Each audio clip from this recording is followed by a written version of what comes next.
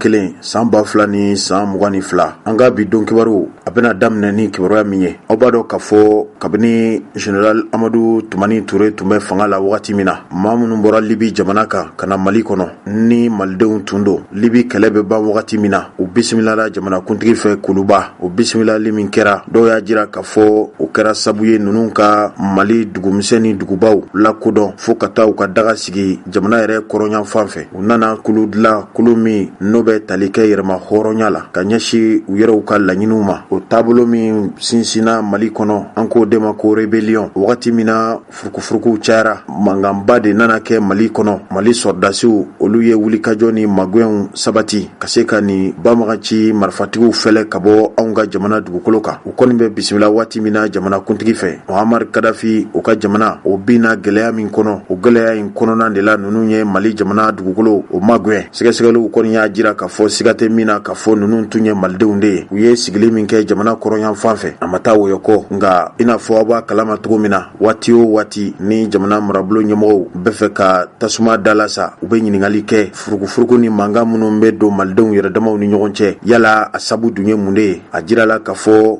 jamana ɲɛmɔgɔ minnu ka baara ye ka mara la boli Mali dugumisɛn ni dugubaw kɔnɔ, ko mara ninnu de ma la boli a boli cogo la. An tor'o de la, kulu kura nana dilan n'o ye Mouvement National pour la Libération de l'Azawad MNLA. O kulu in dilannen kɔfɛ, jugu marifatigiw minnu ye diinɛ yɛrɛ taabolo galon ta ka da u yɛrɛw la, olu fana nana kulu dilan. O kulu ka ca bi kosɛbɛ Mali kɔnɔ ani cɛncɛnfuga sanfɛ. Nin kulu ninnu dilannen o de kɛra gɛlɛyaba ye ka ɲɛsin jamana yɛrɛ sigibaw ma. A ma ɲɛ min kɔ, duniya yɛrɛmaratɔnba n'o ye Nations Unies ye, o sen nana don a la. Duniya jamana yɛrɛma hɔrɔnyalen minnu fana bɛ yen ni olu ka baara de ye ka se ka jamanaw ka yɛrɛma hɔrɔnyaw sinsili o sabati. Ninnu bɛɛ lajɛlen nana ka na ɲɛɲini kɛ yala mun de bɛ Mali kɔnɔ. O hukumu de kɔnɔ jugu marifatigiw nana kuma ɲɔgɔnya. O kuma ɲɔgɔnyalen kɔfɛ, Mali jamana marabolo ɲɛmɔgɔw olu fana nana kuma ɲɔgɔnya. Laɲini kɛra san 2000 ni san 15 waati min na Elhaji Ibrahim Boubacar Keita nana fanga ɲɛmɔgɔya la. Bolonɔbila nana kɛ san 2000 ni san 15 Mali jamana marabolo ɲɛmɔgɔw ni banbagaci wale tigilamaw ni ɲɔgɔn cɛ minnu ye marifa ta Mali kama. U ɲininkalen, u ye daluya minnu fɔ. O daluyaw lamɛnli kɔfɛ, duniya jamana yɛrɛ maranyatɔnw olu ka kuluba y'a jira k'a fɔ ni malidenw yɛrɛ damaw sigira ka bɛn ko la, a ka ca Ala fɛ u na se ka bɛn nin ko in na. O bɛnkan sɛbɛn min dilanna, an k'o de ma ko Accord pour la paix et la réconciliation Mali. O bolonɔbilali min kɛra, ni tun ye malidenw ɲininka, u b'a fɔ k'a fɔ mankan banna walima bɛn tile bɔra, min ye malidenw caman y'a bisigiya k'a fɔ o bɛnkan sɛbɛn min kɛra Mali jamana ni jugu marifatigiw cɛ san 2000 ni san 15, o hɛrɛ o bɛna kɛ sabu ye ka lafiya jidi Mali kɔnɔ. Kabini o de kɛra, a bɛ komi bɛnkan sɛbɛn min kɛra Mali ni marifatigiw cɛ, ninnu ye bɛnkan in tɔnɔ ma da, wa kuma caman fɔra nin bɛnkan sɛbɛn in kɔnɔ, olu ma lawaleya. O de senfɛ hali Mali jamana marabolo a ka mara bɛ boli Mali dugukolo yɔrɔ min na, Mali jamana yɛrɛ sigibaw y'a jira k'a fɔ bɛnkan sɛbɛn min kɛra, o bɛnkan sɛbɛn in tɛ bɛnkan sɛbɛn ɲuman ye, ko b'a laɲini ka bɛnkan sɛbɛn in ka walaga malidenw ka hɛrɛ kama. Maa caman banna bɛnkan sɛbɛn in ma, hali n'a y'a sɔrɔ duniya yɛrɛ marakulu jamanaw y'a jira k'a fɔ bɛnkan sɛbɛn in ka se ka labato, a ka se ka sabati. O kɛra sabu ye maliden caman y'a jira k'a fɔ ni bolonɔbila kɛra nin sɛbɛn in na, ni nin sɛbɛn in labatora, kuma min fɔra k'a fɔ Mali tilala walima Mali jamana tɔnɔmadara, ka se ka Mali jamana ka hɛrɛ ko kumaniya ka jugu marifatigiw sankɔrɔta, ko y'o dangɛnɛmayalen. Maa bɛ misali ta hali Amadu Seyidu Traore n'u ko a ma ko Amadu Jigɔrɔni, ale tun ye nin kuma fɔ. A fatura bi, Modibo Keita jɛɲɔgɔnba don, a da sera nin kuma in ma fo ka se hakili juru caninenw caman ma Mali kɔnɔ yan. Kalanfa Seyidu Bajan Kuyate, ninnu bɛɛ lajɛlen tun ye dantigɛli kɛ, ka se hali Mali sifinakaw tɔgɔlakuluw caman bɛ yen, i n'a fɔ Mali kanu n'o ɲɛmɔgɔba ye Ibrahima Kebe Tambagide. Ninnu y'a jira k'a fɔ bɛnkan sɛbɛn min kɛra Ibrahim Boubacar Keita tun bɛ fanga la waati min na san 2000 ni san 15, bɛnkan sɛbɛn in tɛ bɛnkan sɛbɛn ɲuman ye, ko a bɛ laɲini de sigi kura ka boloda. Ne o sigi kura bɛ boloda bɛɛ malidenw ka ɲininka. An balimaw, togoya min na aw bɛ se k'a faamu, min ye Amadu Seyidu Traore n'u ko a ma ko Amadu Jigɔrɔni, ale kɔni taɲana bi, nka a tun ye ɲɛfɔli kɛ an ko min ma ko Accord d'Alger. Yala o bɛnkan sɛbɛn min kuma bɛ ka fɔ bi, n'o bɛnkan sɛbɛn in bɛna kɛ sabu ye ka jugu marifatigiw u yɛrɛw tɔgɔla kɛlɛkɛcɛw minnu ye ye marifa ta Mali jamana kama ko maa ba 26 ɲɔgɔn bena ta Mali sɔrdasiw tula don nata ninnu na nga baara in a bena kɛ baara fanfila de ye k'a bena daminɛ ni mɔgɔ 13 ɲɔgɔn de ye. O kuma min fɔra yala an tɛ fara ɲɔgɔn ka bi don kibaru kɛnɛ kan aw minnu ye bɛnkuma lamɛnbagaw ye fo ka se bɛnkuma na caɲɔ rajow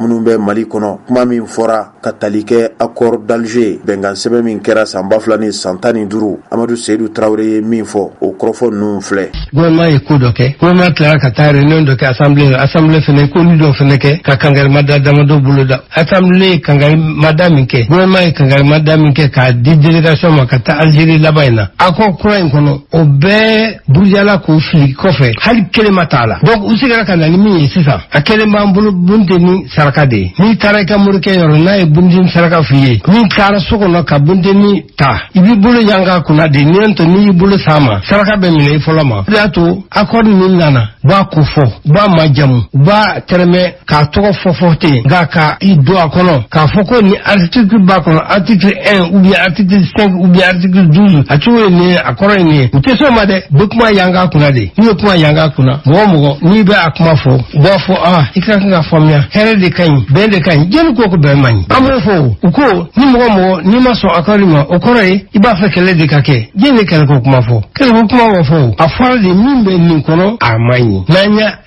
n'an y'an bolonɔ kɛ nin na hɔrɔn i bɛ dalakan de nɔfɛ dalakan kura an ka bitile na o ye sɛbɛn de ye n'i ye min fɔ i da la a bɛ sɛbɛn i bɛ tila ka biki ta k'i bolonɔ bila la k'o k'i ka kumakan ye hɔrɔn kumakan i bɛ se k'i kumakan sɛbɛn cogo di ni hakilila ye k'a fɔ ko kɔfɛ i bɛ tila k'i kɔ i ka ɲi sɔsɔ ka fɛn wɛrɛ boloda ka tɛmɛ ni sira wɛrɛ ye min tɛ i ye min signé ye n'i ye nin signé kɔni i ye nin de signé n'i ye nin signé o kɔni o bɛ dun o yɔrɔnin bɛɛ ni accord de paix kɔni don i bɛ sɔn ma ka sɔrɔ hali b'a kɔnɔna kalan o fɛnɛ ye fɛɛrɛ de ye k'a sɔɔri mɔgɔ hakili la ka sɔrɔ u ma walawala k'a lajɛ jɔn bɛ nin baara bɛɛ kɛ farajɛw ka baara don farajɛ jumɛn don an ka kan ka commentaire wɛrɛ k'a la kabini a ko daminɛna mɔgɔ bɛ yen min b'u yɛrɛ fɔ i n'a fɔ olu bɛ Mali dɔn ka tɛmɛ maliyɛn kan olu bɛ Mali fɛ ka tɛmɛ maliyɛn kan olu bɛ Mali ka hɛrɛ fɛ ka tɛmɛ maliyɛn kan olu mɔgɔw olu de bɛ bɔ télé la Mali kɔnɔ ani Mali kɔ kan k'a fɔ ko maliyɛn a y'a signé n'a y'a signé a ka ɲi Mali ma mais a bɛ fɔ kɔrɔlen tiɲɛ don fɛnɛ ni mɔgɔ min ni waliden diyar'i ye ka tɛmɛ a woloba kan i b'a sɔrɔ i ɲɛ bɛ ko wɛrɛ la min tɛ diya ye i b'a sɔrɔ a donko b'i kɔnɔ donc mɔgɔ n'o bɛ papier lafasa pour que k'a tinti k'a don maliyɛn kɔnɔ k'a sɔrɔ u yɛrɛ b'a dɔn fiɲɛ k'a fɔ ko article kelen t'a la ni mɔgɔ min bɛ se k'a bɔ k'a jira k'a fɔ ni article kelen k'o ka ɲi Mali ma o tɛ yen donc k'o fɔ k'o ɲa mɔgɔw ɲɛkɔrɔ k'a sɔrɔ i ta tɛ se article ma i b'a mankutu bɔ ten globalement sans détail n'i y'o kɛ i cɛli kɛra de ye donc minnu b'o kɛ bɛ nafolo bɔ o kama bɛ an ka denmisɛnw lajɛ million budget bɔ ka d'u ma a ye don jamana kɔnɔ a ka jɛnsɛn k'a fɔ a ka ɲi a k'a fɔ a ka ɲi mais u tɛ a wɔɔrɔ k'a kɔnɔna jira k'a dɔn k'a fɔ ko nin yɔrɔ man ɲi nin yɔrɔ man ɲi o tɛ kɛ donc o la ne kɔni bɛ miiri ko dɔ la accord kɛra Alger anw ka mɔgɔw girinna k'i bolonɔ k'a la kabini Alger n'i cira i tɛ dɔwɛrɛ ye cidenw kɔ n'i cira i ka kan ka sigi ka na ka ci kɔmasegin de fɔ i cibaga ye n'a bɛnn'o ma i ka kan ka min kɛ o b'o f'i ye nka e cira e tɛ sigi ka na i t'a ɲɛfɔ so f'i bɛ na e ye bolonɔ bila a la ka ban donc tubabu ani eminɛla ni fɛɛrɛ ɲumanba bolo d'an na. An balimaw nin tun ye Amadou Seydou Traoré ni dɔw k'a ma ko Amadou Jikoroni o hukumu de la min bɛ tali kɛ hali sa bɛnkan sɛbɛn min n'o bolonɔ bilala ko bɛnkan sɛbɛn kunnafonidi sɛbɛn min bɛ yen n'an k'a ma ko le républicain ale y'a jira k'a fɔ ɲɔgɔn kunbɛnba de kɛra Mali kɔnɔ dɔgɔ furancɛ tɛmɛnen jamana yɛrɛ dunanjigiso min bɛ sigida 4nan kɔnɔ l'hôtel do n'an k'a ma ko l'hôtel Radisson Connexion ex Sheraton ko ye bisimilali kɛ jamanadenw caman na min bɛ tali kɛ jugu marifatigiw la o hali Mali jamana yɛrɛ marabolo ɲɛmɔgɔw ko ninnu ye barosigi kɛ barosigi in kɔni kuncɛra juma tɛmɛnen a tun bɛ mun de kan laɲini min kɛra ko san 2023 fo ka se san 2024 nata ma min ye maaw ye minnu ye Mali jamana fɛlɛ n'an ko ma ko ex combattant ko maa ba 26 ɲɔgɔn bɛna don Mali sɔrdasiya la ka se ka Mali jamana jɔyɔrɔ fa cɛncɛn fuga kan hali jugu fɛlɛli la ka bɔ Mali kɔnɔ a kɛra jugu sugu ye o ɲɔgɔnyeba in ko de kuncɛra juma tɛmɛnen nin labɛnna Mali yɛrɛ minisiri bondaso min ka baara ɲɛsilen don bɛn ani malidenw ka ɲɔgɔn faamu ni ɲɔgɔn tɔgɔtɔli ma an k'o de ma ko ministère de la réconciliation n'o ɲɛmɔgɔba o ye colonel Ismaël Wage bi k'olu de ye nin labɛn. Baara in kɛra tile 5 baara de ye, wa hali alimanw yɛrɛw tɔgɔla cakɛda min bɛ Mali kɔnɔ yan n'an ko a ma ko GIZ, ale fana nɔ yera nin baara in na. Bɛnkan kɔni kɛra min ye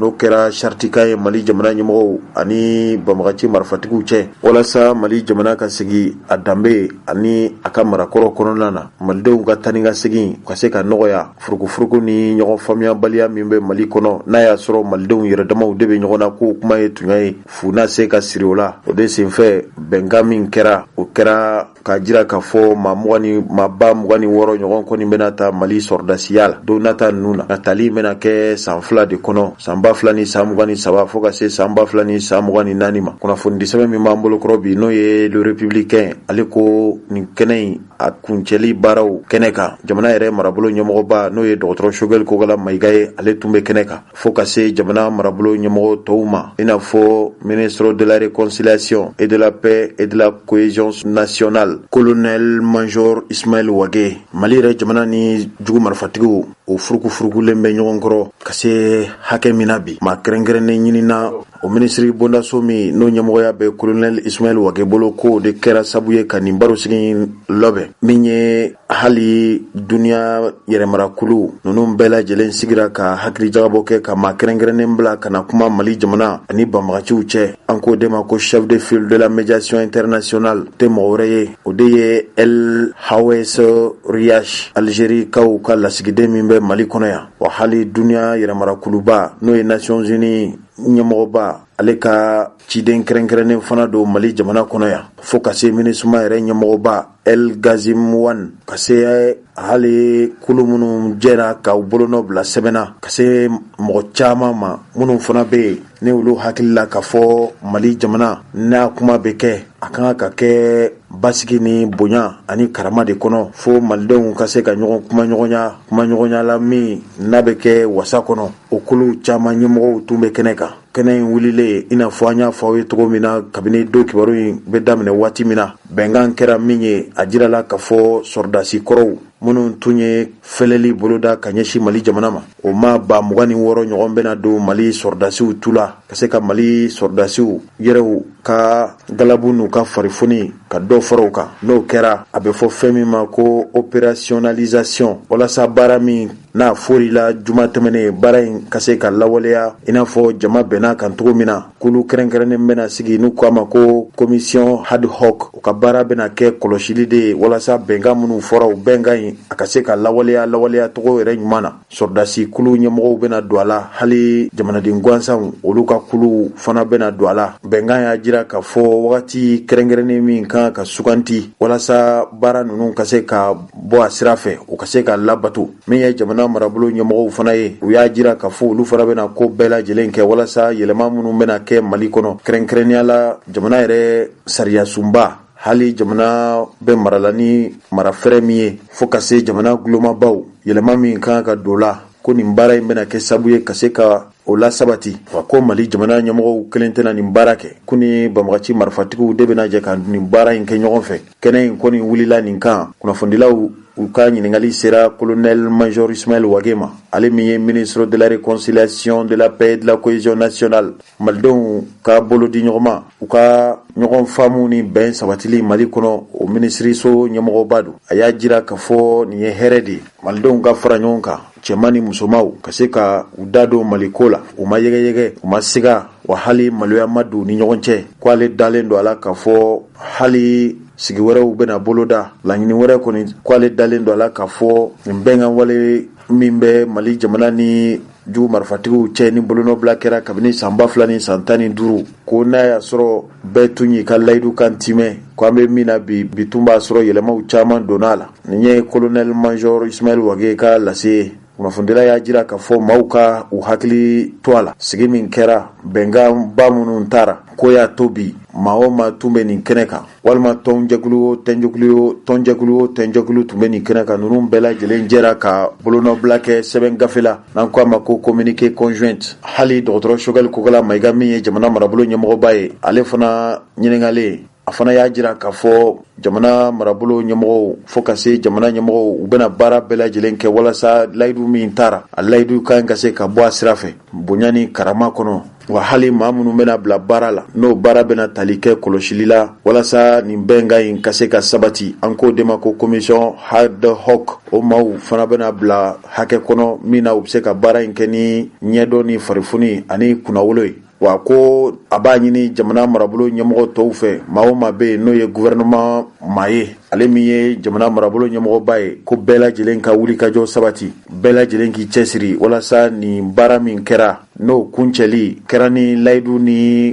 kalekan ye o bɛ se ka labato cogo min na Mali jamana yɛrɛ a marabaw olu ye min fɔ o hali jugu marifatigiw olu fana ye min fɔ o tile 5 in kɔnɔ k'ale dalen don a la k'a fɔ baara in jaabi bɛna kɛ jaabi ɲuman ye wa a bɛna dankɛnɛmaya wa k'a bɛ folikan kɛrɛnkɛrɛnnen lase nabaw ma minnu tun bɛ kɛnɛ kan. A kɛra Mali jamana marabolo ɲɛmɔgɔw tɔgɔ la ma kɛrɛnkɛrɛnnenw ye o a kɛra jugu marifatigiw ye o hali kulu minnu bɛ yen n'olu tɛ fanfila si fɛ duniya yɛrɛmarakuluw b'a la lalimaw ka tɔnjɛkulu n'anw k'o ma ko GIZ ale ye kulu ye ni a bɛ sɛgɛsɛgɛliw kɛ hadamaden sariya yɛrɛ ani bɛn sabatili la jamanaw kɔnɔ farafinna gun kan ko walasa nin ko in ka se ka kɛ hɛrɛ ye Mali ma ko bɛɛ lajɛlen k'a dɔn k'a fɔ nin ko in ye jamana ko de ye wa fo maaw ka da la fana k'a fɔ yɔrɔ dɔw bɛ yen da kan ka don olu la don nata ninnu na min bɛ tali kɛ nin bɛnkan sɛbɛn in na n'an k'o de ma ko l'accord pour la paix de la réconciliation ici du processus d'Alger nin ye dɔgɔtɔrɔ Choguel Kokala Mayiga ka kibaruya ye an ye nin bɔ kunnafoni sɛbɛn min kɔnɔ an k'o de ma ko républicain a fasirila maa min fɛ o de ye Agibu Sogodogo ye.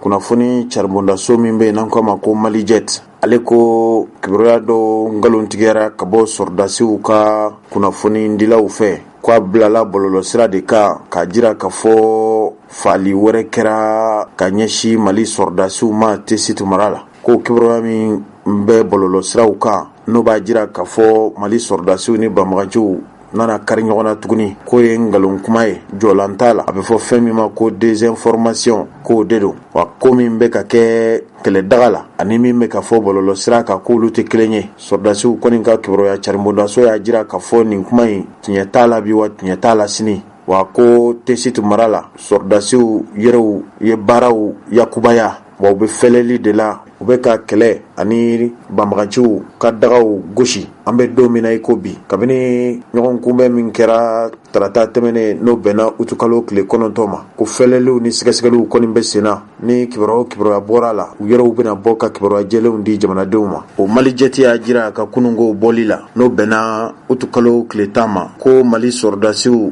Mali jamana marabaw ye ŋaniya min ta ka Faransi sɔrɔdasiw gɛn wa gɛncogo cɛjugu yɛrɛ la k'u ka bɔ Mali dugukolo kan o min fɔra ko bɔli in bɛna kɛ nka k'a bɛna kɛ waati fɛrɛlen kɔnɔ a ko Faransi sɔrɔdasiw ka daga minnu bɛ Mali kɔnɔ kɛrɛnkɛrɛnnenya la force Barkhane k'u kɔni ye u ka minɛnw cɛli daminɛ hali n'a y'a sɔrɔ sigikafɔw tun kɛra politiki sira fɛ Paris ni Bamako cɛ ko ɲɛma sɔrɔ a la an bɛ don min na i ko bi ko force française kɔni bɛ k'a ka minɛnw cɛ ka bɔ Mali kɔnɔ k'a bɛ k'i kun da jamana min kan o ye Niger jamana de ye wa hali Niger jamanakuntigi président de la République chef de l'État son excellence Mohamed Bazoum ko tarata tɛmɛnen min bɛnna utukalo tile 2 ma san 2022 k'ale ye commandant de la force Barkhane général Bruno Baradze k'a y'o bisimila Niger jamana kan ale min ye opération Barkhane ɲɛma ye kabini dɔgɔkun kelen bi kɔ kabini a bɛ dɔgɔkun kelen bɔ bi ko a taara ka taa Niger jamanakuntigi fo a ye dɛmɛ ni magwɛ min don Faransi sɔrɔdasiw n'o ye force Barkhane ye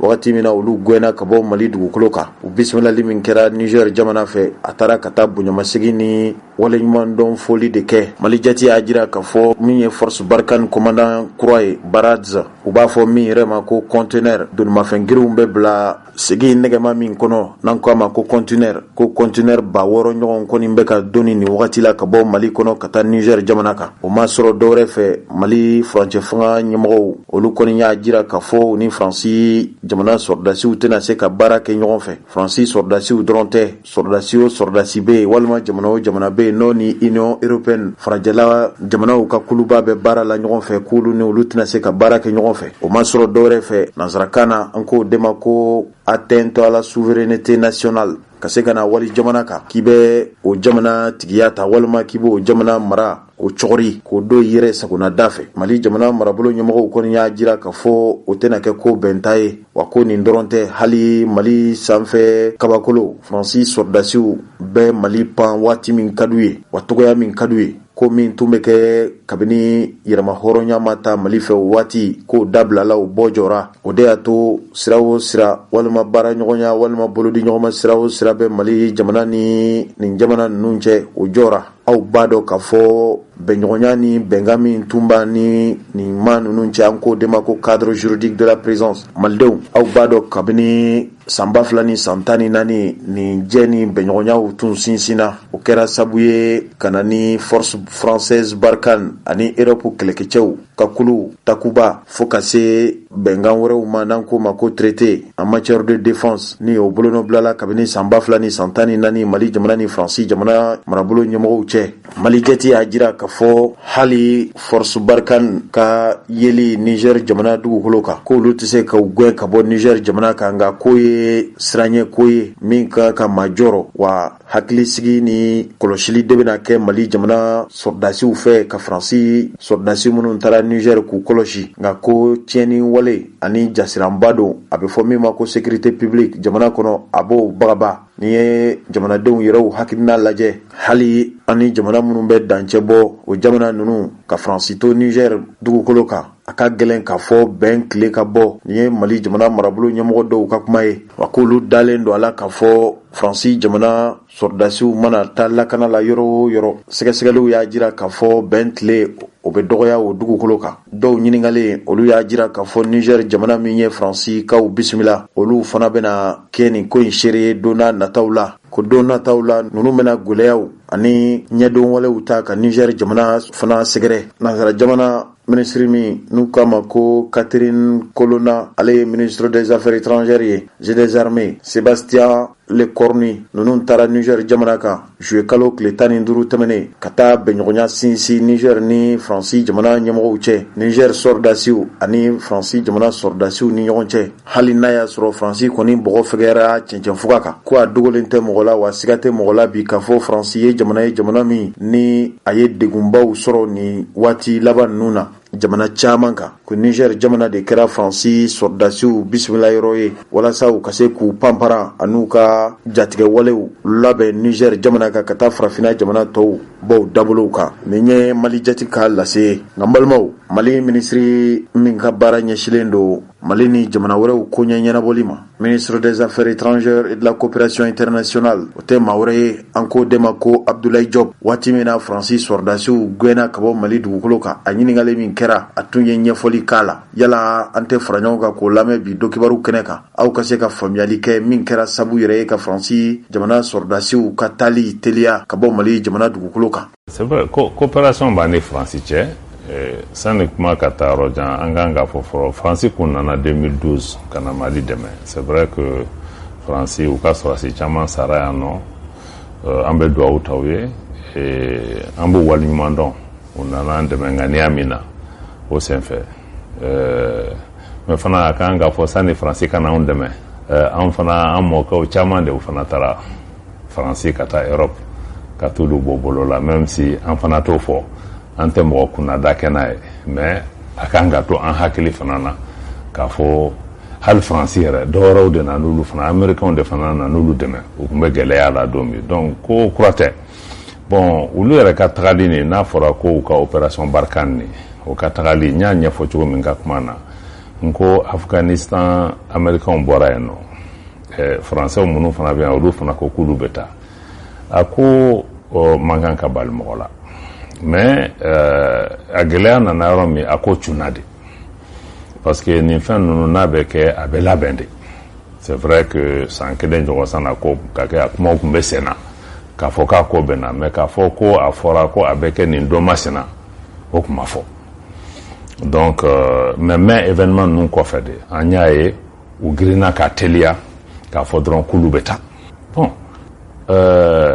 n'i ye jamana lajɛ ni jamana fɛn o fɛn na n'i dɛmɛ don dɔ la u bɛ taa o tɛ problème ye mais a ko tɛ se ka kɛ giribi de parce que hali e ka so ni gardien b'i ka da la n'i bɛ fɛ k'u falen f'i k'a lajɛ de jɔn bɛ taa jɔn bɛ na n b'a dilan cogo di ni n bɛ sɔrɔdasi ninnu bila est-ce que n bɛ société gardien na donc labɛnw de bɛ k'a la surtout que n'a bɛ kɛ yɔrɔ la terroristes de b'a yɔrɔ la yɔrɔ gɛlɛmanw de don a ko lakanani ka gɛlɛn donc i tɛ wuli tɛ dɔrɔn tilegan fɛ k'a fɔ dɔrɔn ne y'a décidé n bɛ taa an k'u ma donc f'a ka kɛ de façon responsable aw ni anw ka sigi de ka kuma parce que olu nana accord de bɛ anw n'olu cɛ en matière de défense donc accord de défense ni o de kuma kan ka fɔ o de kɔnɔ k'a fɔ bon an bɛ fɛ ka taa nin don masina nin ye anw bɛ fɛɛrɛ minnu latigɛ pour que an ka tagali ka nɔgɔya aw yɛrɛ aw fana mago bɛ mun de la pour que an k'aw dɛmɛ an ka se k'a ko kɛ fɛn na donc o ko minnu ma kɛ an y'o de ɲɛfɔ kɛ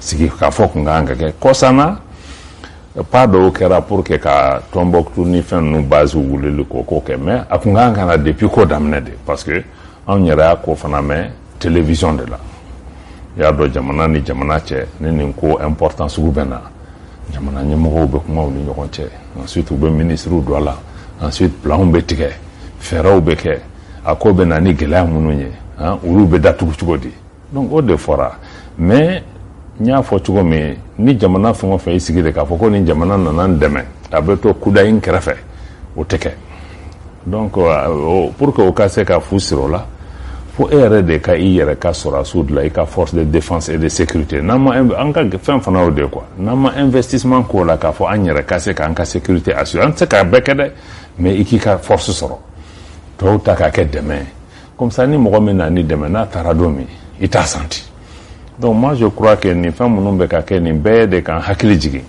k'a fɔ ko c'est urgent c'est important pour que an ka investissement kɛ an yɛrɛ ka sɔrɔdasiw la mais o fana mɔgɔ caman fana bɛ terroriste kɛlɛ nin kɛ i b'a fɔ ni sɔrɔdasi minɛn b'i bolo dɔrɔn i bɛ se k'a kɛ c'est vrai que i tɛ se ka terroriste kɛlɛ ni minɛn t'i bolo ni cɛdɔn t'i bolo mais hali ni diɲɛ armée ɲuman bɛɛ b'i bolo i tɛ se parce que an bɛ kɛlɛ min fana na armée dɔrɔn tɛ se ka kɛlɛ o c'est trop sérieux pour que a ka to armée dɔrɔn bolo donc fo jamanadenw population de ka relation min bɛ armée ni a ka population cɛ fo ka ɲɛ de parce que yɔrɔ dɔw la an ka jamana kɔnɔ bi n'i taara lajɛ jamanaden dɔw bɛ u dalen bɛ terroriste ni marifatigi wɛrɛw la ka tɛmɛ hali an ka sɔrɔdasiw kan donc o gɛlɛya sugu ninnu o man ɲi fo an ka sɔrɔdasiw ni fɛnw ka baara kɛ bolo la de pour que u ni an ka jamanadenw u bolo ka kɛ ɲɔgɔn bolo n'an ka sɔrɔdasi min bɛ Mopti sɔrɔdasi min bɛ Segu n'u taara yɔrɔ la jamanadenw kan ka santi ninnu bɛ anw lakanani de kama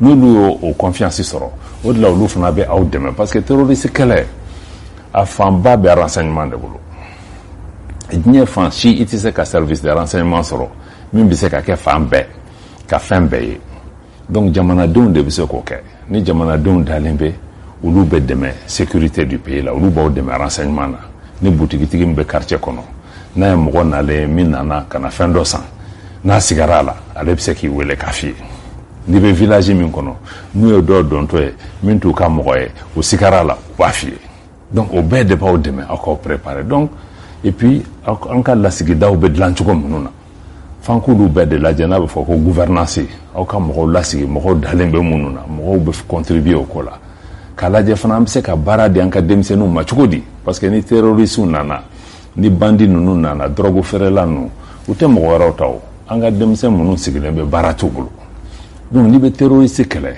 f'i ka ɲɛ fɛɛrɛw de bolo da pour que o denmisɛn minnu sigilen bɛ olu ka se ka hakili sigi ka espoir d'u ma ka baara d'u ma donc an bɛ kɛlɛ min na kɛlɛ fitinin tɛ n'i y'a lajɛ hali an ka diinɛ sira fɛ baara dɔw fana bɛ olu kan ka ko la parce que minnu nana olu ko k'olu bɛ ala ko kɛlɛ de la mais e ni an bɛɛ b'a dɔn nin tɛ ala ko kɛlɛ nin tɛ diinɛ ko kɛlɛ mais il faut que hali diinɛ nin bɛ faamuya cogo min an yɛrɛ ka sigi fana k'olu k'o lajɛ donc ko fitinin tɛ armée indispensable fo armée ka k'i bolo mais armée kelen dɔrɔn fana tɛ se k'a kɛlɛ kɛ fo an bɛɛ de fo bɛn ni kɛlɛɲɛ yɛrɛ fana ka sigi jamana kɔnɔ parce que n'i y'a ye nin ko ninnu bɛ na yɔrɔw la mɔgɔ jamanadenw ma bɛn u tɛ ka filɛli kɛ ni direction kelen ye donc n'an bɛnna n'an y'a hakili kɛ kelen ye nin ko ninnu si t'an sɔrɔ donc an bɛ nin bɛɛ de gɛlɛya kɔnɔ donc fo an ka jamanadenw an ka fara ɲɔgɔn kan de an k'a lajɛ an bɛ se k'an ka armée ni jamana ɲɛmɔgɔw dɛmɛ cogo min nin ko la quoi.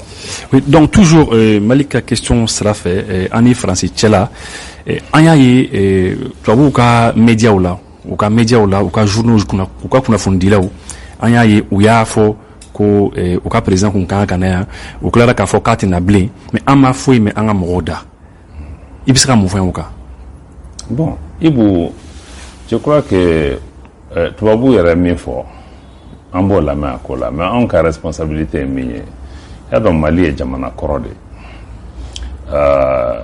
a bɛ fɔ ko mɔgɔ y'i ka dunan sago de ni dunan fɛn o fɛn k'i bɛna Mali la an b'i bisimila anw ka responsabilité kun y'o de an ko n'a nana an b'a bisimila et fɛɛrɛ bɛɛ kun latigɛlen bɛ pour que a ka se ka bisimila ɲɛ don gɛlɛya b'an ni Faransi cɛ mais o tɛ kuma ɲɔgɔnya bali pour que ka gɛlɛya wuli f'an ka sigi ka kuma de donc anw sɔnna o kuma ɲɔgɔnya ma donc hali sini a kɛra Faransi ɲɛmɔgɔ ye o a kɛra hali ne yɛrɛ kuma ɲɔgɔn min bɛ Faransi ye n'u k'u bɛnna an n'u bɛ kuma n'an y'u ye fan wɛrɛ fana an n'u parce que gɛlɛya bɛ a tɛ ka wuli f'an ka ɲɔgɔn kuma ɲɔgɔnya de donc gɛlɛya wɛrɛ tɛ Mali kan Mali y'a fɔ de dɔrɔn bɛɛ fɛ min b'an ni ɲɔgɔn cɛ a bɛ ɲɛnabɔ sira min fɛ an y'a fɔ f'a ka kɛ bonya de kɔnɔ donc n'o bɔra a la moi je crois que a kɛra Faransi a kɛra Amérique a kɛra jamana fɛn o fɛn ye jamana si tɛ yen ko Mali b'a fɔ k'anw tɛ se ka kuma nin fɛ ou bien an tɛ fɛ ka kuma nin fɛ mais an bɛ kuma de kuma bɛ taa anw jimi sira fɛ cogo min na. Cɛkɔrɔba ni musokɔrɔbaw an yɛrɛw ka minisiri min sigilen don an ka jamana marabaaw ka dantigɛli u ka ɲɛfɔli n'o ye colonel Abdulaye Mayiga ye ale bɔra ka laseli kɛ faso tɔgɔ la. Cɛkɔrɔba ni musokɔrɔbaw n bɛ perepere di aw ma k'a fɔ colonel Abdulaye Mayiga ye Mali marabaaw ka dantigɛlikɛla ye. Emmanuel Macron ye nin mankutu tiɲɛ kuma ko Mali sɔrɔdasiw ni Wagner farala ɲɔgɔn kan k'u bɛ ka fulaw silatunu faga. Mali marabaaw ye jaabi min sɔrɔ an ka colonel Abdulaye Mayiga an k'ale lamɛn. Bisimila Dabali ni Fɛrɛtigɛba. Bisimila. Merci infiniment. Malidenw an bɛ aw fo minnu ye kɛnɛ duman n ka dantigɛli kɛ faso marabaaw tɔgɔ la n ka foli bɛ aw fana ye. Au nom de nos plus hautes autorités. An ka jamana fangakuntigiw a baw bɛɛ tɔgɔ la. J'ai l'insigne honneur de donner ne bonye daran kan n ka dantigɛli kɛ du communiqué numéro 035 du gouvernement de la transition. Mali marabaaw u ye dantigɛli 35nan kan bɔli min kɛ don latɛmɛ ani furancɛ fanga latigɛbaw olu tɔgɔ la. Communiqué dont la teneur suit. Dantigɛli kuma min n'a kɔnɔ kumaw olu filɛ. Le gouvernement de la transition don latɛmɛ fanga marabaaw u ko a appris avec une profonde indignation a ma bɛn o ma a y'u jigi latigɛ nin kuma min fɔra k'a da Mali la Mali ma jɛn n'a ye wa a ma bɛn Mali ma fiyewu. Des propos tenus par le président de la République française. Faransi jamanakuntigi ye dantigɛli minnu a ye kuma minnu fɔ o dantigɛli dɔ senfɛ Emmanuel Macron n'o tɛ mɔgɔ wɛrɛ ye n'o ye Emmanuel Macron ye. Lors de sa tournée en Guinée-Bissau le 28 juillet. A ye taama min kɛ ka taa Guinée-Bissau n'o taama in kɛra 2022. Kalo tile 22 tɛmɛnen. En effet, au cours de sa conférence de presse, ani kunnafonilasilaw ka barosigi dɔ senfɛ le chef de l'État français Faransi jamanakuntigi a réitéré des accusations erronées. A ye filibanciya kuma dɔw a ye u lakuraya tuguni a seginna o filibanciya kumaw ma minnu tɛ tiɲɛ ye mankutu tiɲɛ ani tɔgɔ tiɲɛ kumaw dɔw ka ɲɛsin faso Mali ma. En affirmant que les autorités maliennes k'a fɔ ko min ye Mali marabaaw kɔnɔ ye entretiennent des relations avec un groupe paramilitaire ko Mali ni marifatigi kɛlɛbolo dɔw bɛɛ jɛ jugu la sans jamais apporter de preuves. K'a sɔrɔ bada a ma deli ka na ni dalu ye a bɛ kuma min fɔ ka na ni dalu jɔnjɔnw ye k'a fɔ jati a bɛ min fɔ o ye tiɲɛ. Malgré les démentis des autorités, hali a bɛ ka nin kuma ni jugu ni mankutu ni ngalon tigɛ jugu minnu ta ka da Mali marabaaw la bada Mali marabaaw kudayi u bɛ k'a fɔ a ye ko a bɛ ka fɛn min fɔ fili don tiɲɛ tɛ. Mali marabaaw y'o fɔ cogo o cogo sa. De la transition. n'o ye don latɛmɛ fanga ɲɛmɔgɔw ye. Pire, kojugu yɛrɛ a ye fɛn kɛ min ka jugu n'o yɛrɛ ye. dans ses propos, a ka kumaw senfɛ a ka laseliw senfɛ. il a évoqué l'exercice de la violence par les autorités maliennes. Ko baara wɛrɛ tɛ Mali marabaw la ka tunu jugu sago wale cɛjugu. Il a évoqué l'exercice de la violence par les autorités maliennes. Mali marabaw baara wɛrɛ tɛ u la fitinɛ tali ka kojugu k'olu ta. Ciblant une ethnie. K'a fɔ ko Mali marabaw Mali sɔrɔdasiw bɛɛ ko kɛlɛ jugu n'u wale jugu ta ka kabila dɔ sɛgɛrɛ Mali kɔnɔ. Spécifique. Kɛrɛnkɛrɛnnen ɲɛna kɔni. Notre nation. Anw faso Mali. Le gouvernement de la transition condamne avec la dernière rigueur. Mali marabaw don latɛmɛ fanga ɲɛmɔgɔw ko a ye kuma min fɔ a ma bɛn olu ma u hakilina tɛ wa tiɲɛ yɛrɛ tɛ koyi. A ye jugu kuma de fɔ nin ye mankutu tiɲɛ de nin ye lagosili de nin ye tɔgɔ tiɲɛ de tɔgɔ tiɲɛ min n'a y'a dabɔ a kama a ka kuma b'o de yira. Haineux. Nin ye juguya kisɛ bilen de juguya yɛrɛ de k'a ta ka Mali marabaw sɛgɛrɛ. Diffamatoire du président français. Nin mankutu tiɲɛ min nin tɔgɔ tiɲɛ nin faso lagosi kuma min n'a fɔra Emmanuel Macron fɛ. Et prend à témoin l'opinion nationale et internationale. Mali marabaw bɛɛ jagasere da. Sur ces accusations graves. Mali marabaw u bɛɛ jagasere da ka jamanadenw minnu bɛ Mali kɔnɔ ani diɲɛ fan wɛrɛ mɔgɔw k'u ladɔnniya nin jalaki kuma dalundanw nin mankutu tiɲɛ ngalon minnu n'a bɛ lagosi se Mali ma. Sur ces accusations graves. Nin jalaki kuma jugu ninnu.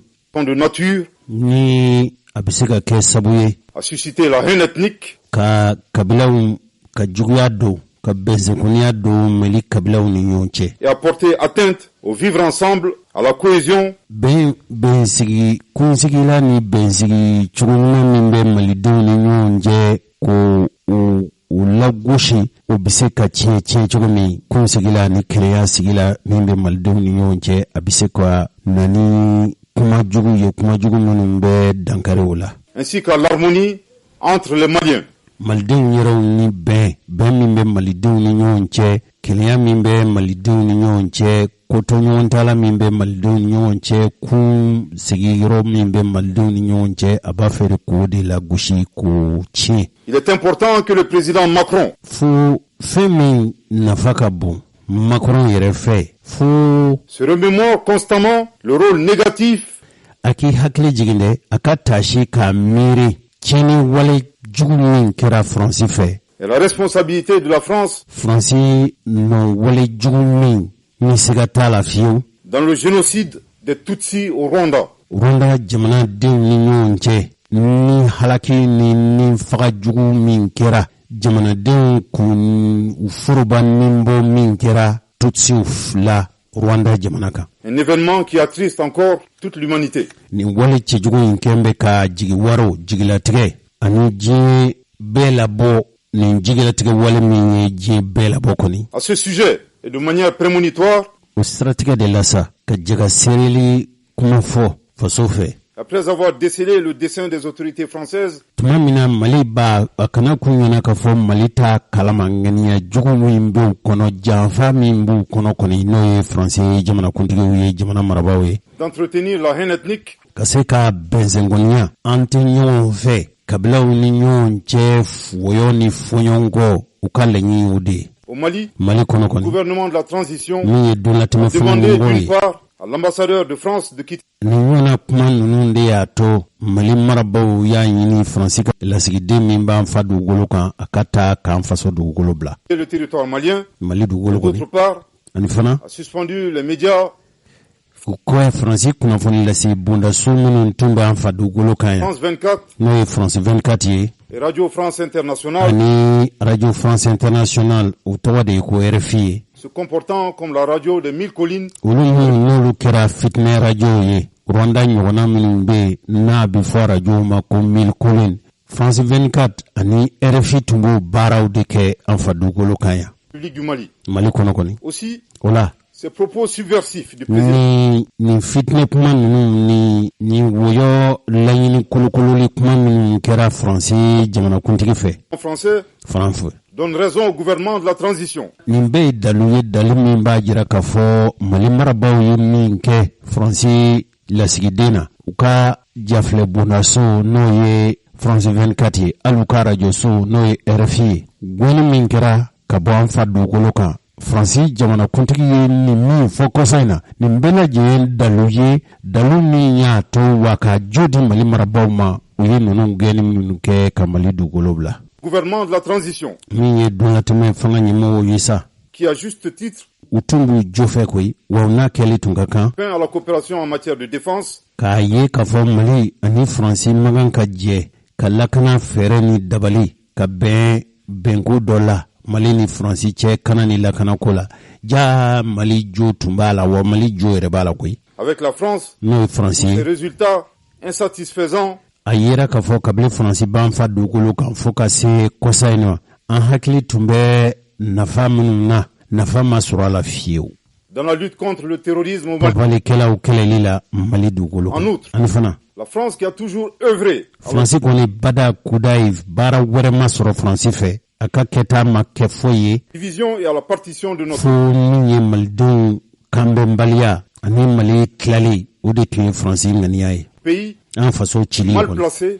O tuma donner des leçons au Mali. Dalu si tɛ Faransi bolo. Faransi ni a man kan fiyewu k'a fɔ Faransi bɛ a fɔ k'a bɛ Mali bilasira wala ka Mali lasabali wala ka Mali lasɔn ni kalan ye. Faransi n'o man kan Faransi tɛ jamana ye min n'o kɛli ka kan. Le gouvernement de la transition. Min ye donlatɛmɛ o furancɛla fanga ɲɛmɔgɔw ye u bɛ fɛn wajibiya Macron fɛ. D'abandonner définitivement. Ko a bɛ tasira min kan ŋaniya min b'a la a bɛ ka wale minnu kɛ k'a k'u bila koyi. Sa posture a kɛn bɛ k'i labɛn cogo minnu na a bɛ min senna k'a k'a dabila. Colonial. Marabajuguya ŋaniya ni o kɛwale min b'a bolo k'a k'a bɔjɔ. Paternaliste. K'a kɛ i n'a fɔ anw faso ye ale den wɛrɛ ye ale t'anw minɛ foyi la fo n'a kɛra kɛcogoya min bɛ den ni fa cɛ wala den ni masa cɛ o t'anw ni Faransi cɛ fiyewu. Condescendante. Wa nin ye ŋaniya juguya de ye k'a kɛ i n'a fɔ facɛn don facɛn min ale b'o waleya o tɛ tiɲɛ ye koyi. Pour comprendre que nul ne peut aimer le Mali mieux que le Malien. A ka faamu yala maa bɛ min bɛ se ka Mali fɛ ka kɛ Mali fɛ ka Mali kanu ka kɛ Mali kanuba ye ka tɛmɛ malidenw kan o maa si tɛ yen min bɛ se ka kɛ Mali fɛ ka sago malidenw yɛrɛw kan. Eux-mêmes. Olu yɛrɛ kɔni. Je répète. N bɛ segin a kan. Le gouvernement de la transition exige. Donlatɛmɛ fanga ɲɛmɔgɔw b'a wajibiya. Du président Macron. Ka ɲini Faransi jamanakuntigi Macron fɛ. D'abandonner définitivement. Ko bada a k'a dabila. A k'a dabila. Sa posture. A kɛn bɛ ka tasira sen min ta ka si Mali ma. Néocolonial. N'o de ye k'a fɔ ne y'i marabaa ye kunungo wa ne y'i marabaa ye bi. Paternaliste. K'a kɛ i n'a fɔ anw ni ale cɛ wala ni Faransi cɛ den ni denmasaya de don k'o tɛ tiɲɛ ye. Condescendante. K'a kɛ i n'a fɔ facɛn don kɔrɔlen tun bɛ cogo min k'a bɛ kɛ ten wa k'a kana i yɛrɛ nɛgɛ. Pour comprendre que nul ne peut aimer le Mali. A k'a faamu k'a fɔ mɔgɔ si tɛna kɛ Mali fɛ. Mieux que les Maliens. Ka sago malidenw yɛrɛ kan. Eux-mêmes. Olu yɛrɛ kɔni. Je répète pour une dernière fois. N bɛ segin a kan siɲɛ laban na. Le gouvernement de la transition. Donlatɛmɛ fanga furancɛ fanga ɲɛmɔgɔw Mali kɔnɔ yan. Exige du président Macron. U k'u b'a ɲini a k'a lamɛn nin ye jagasiri kuma de a k'i tulo ma d'a fɛ. Abandonner définitivement. Sen min b'a fɛ a kɛn bɛ ka senta min kɛ ŋaniya ni wale minnu b'a fɛ ka ɲɛsin an faso Mali ma k'a k'a dabila a k'a dabila pewu. Sa posture néocoloniale. N'o de ye ka kɛ i n'a fɔ olu y'an marabaaw ye kunungo wa an marali b'u kɔnɔ k'a k'o bila. Paternaliste. Ka kɛ i n'a fɔ anw ni Faransi cɛ Mali ni Faransi cɛ o ye den ni a masaya de ye ka Faransi kɛ anw masa ye n'o de b'a kɔnɔ k'a k'o bɔ a kɔnɔ koyi k'o ti ɲɛ. Et condescendante. Wa k'a kɛ i n'a fɔ fanciɲɛ don ale mɔkɛw y'an mara olu Faransi bidenw b'an mara n'o de b'a kɔnɔ k'a k'o bila. Pour comprendre que nul ne peut aimer le Mali. A k'a faamu k'a dɔn k'a fɔ maa si tɛ se ka kɛ Mali fɛ maa si tɛ anw faso Mali kanu. mieux que les Maliens eux-mêmes. Ka sago malidenw yɛrɛ kan ni mɔgɔ bɛ faso fɛ ni mɔgɔ bɛ Mali fɛ o ye malidenw yɛrɛ de sɔrɔ si wɛrɛ tɛ se ka kɛ Mali fɛ ka Mali kanu ka sago malidenw yɛrɛw kan. Le gouvernement de la transition rappelle don latɛmɛ fanga ɲɛmɔgɔw bɛ hakililajigin kɛ ni min b'a mɛn o k'a mɛn ni min t'a mɛn o k'a mɛn. que le Mali, min Mali ye foyer des grands empires en Afrique de l'Ouest, Mali ye farafin jamanaba minnu tu tigɛra ko a bɛɛ kolo bɔra faso Mali de kɔnɔ a bɛɛ jujɔ na anw fa dugukolo de kan. berceau d'une civilisation multiséculaire. Mali ye jamana min danbe jamana don kɔrɔlen jamana don. Mali ye jamanaba ye faso Mali a jɔn bɛ jɔlan minnu kan o nasira ni o dili don siraw ka ca kosɛbɛ. Bi ma to Mali ye faso ye jamana ye koyi. Mali tɛ bi jamana ye dɛ. Et pays de tolérance. Mali ye an ka kun sigi la an ka kun mɔgɔya la hali n'an tɛ diinɛ kelen na an na bɛɛ fasoko la Mali y'o faso de ye. Repose sur sa diversité. Wa Mali tɛ kabila kelen jamana ye. Mali denw suguw ka ca u ka danbew ka ca u ka siyaw ka ca u ka kabilaw ka ca o faso de ye Mali ye. Ethno-culturel. Donko ni seko ani kabila caman de ye Mali in sigi. La bonne cohésion sociale. Yan de Mali kɔnɔ an kunna sigi la an kɛra sigiɲɔgɔn ye an kɛra faso kelen mɔgɔw ye u b'anw de fɛ Mali kɔnɔ yan. Entre toutes les ethnies. Kabilaw bɛɛ ni ɲɔgɔn cɛ faso Mali dugukolo kan. Et les communautés qui le composent. Kabila o kabila n'o bɛ Mali kɔnɔ yan ninnu bɛɛ y'a dɔn k'a fɔ u ye faso kelen jamana denw ye. Force est de reconnaître que ces dernières années, Jonkala mɔgɔ kɔni bɛ se k'a fɔ nin san laban ninnu na. Le tissu social a été dégradé à cause des conflits communautaires. A nana ye k'a fɔ bɛnɲɔgɔnna ni kunsigila ni kɛlɛya min b'a ni ɲɔgɔn cɛ a bɛ ka fusugu bɛ yen n'a kɛra finikɔnɔ ye a finikɔnɔ bɛ ka fusugu kabilaw ni ɲɔgɔn cɛ. Qui sont instrumentalisés par des groupes terroristes. N'o sabu jugu u baara jugu kolokoloba tɛ mɔgɔ wɛrɛw ye minnu n'olu ye papalikɛla kɛlɛbolow ye u n'u dɛmɛbaw u n'u ka sabu jugu minnu n'u b'a fɛ ka Mali gɛlɛya kolokolo Mali kɔnɔ. Étatique étranger. A kɛra jamana kɔnɔ maaw ye o a kɛra dunanw ye o maaw de bɛ ninnu senkɔrɔ k'u kolokolo k'u sari k'u kɛ Mali kan. Le gouvernement de la transition rappelle Mali marabaaw bɛ hakililajigin kɛ que le renforcement de la cohésion sociale bɛnkɔrɔ minnu sigi la cɛfɔ ni kanbɛn minnu cɛsiri bɛ ka kɛ Mali fɛ Mali bɛ se ka segin o taabolo n'o taasiraw kan cogo min. Demeure l'un de ses objectifs prioritaires. Mali marabaaw ka laɲiniw ka kɔnɔgan ko fɔlɔfɔlɔ ye o dɔ de ye bi. Non négociable. O kɔni ɲɛjugu fara ɲɛɲuman kan Mali marabaaw b'o kɛlɛ de la wa u b'a ɲɛ sɔrɔ. Et ne ménagera aucun effort. Wa fɛn o fɛn n'o bɛ se ka kɛ sabu ye Mali ka segin a danbe ni a taacogo a n'a maracogo a n'a sigicogo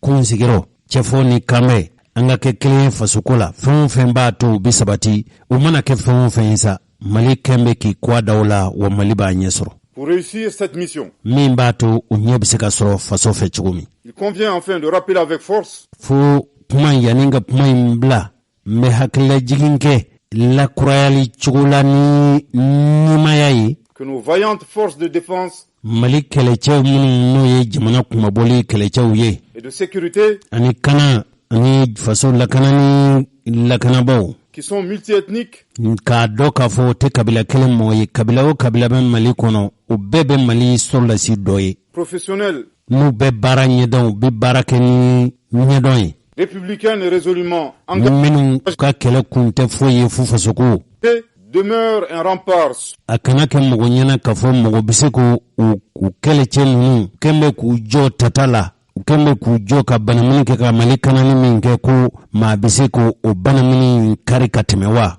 k'u ka bɔ u bɛ maa minnu hakili la u ka bɔ o hakili la. Pour la défense de la patrie. Faso bɛ se ka kisi ka kumabɔ cogo min o ye Mali kɛlɛcɛw u kalikan ye. La préservation et la protection de l'ensemble. Mali tɛmɛni Mali kisili faso kuru kara bɛɛ.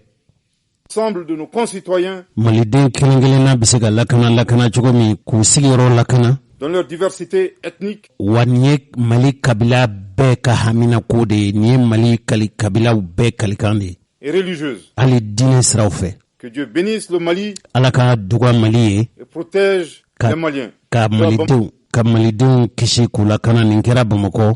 Bamako le 31 juillet. Juillet kalo tile 31 2022. Merci. Ma san ba fila ni san mugan ani fila aw bɛɛ lajɛlen an b'aw fo n'aw ka tulomajɔ ye. Votre très aimable attention. Aw ni ce. Merci.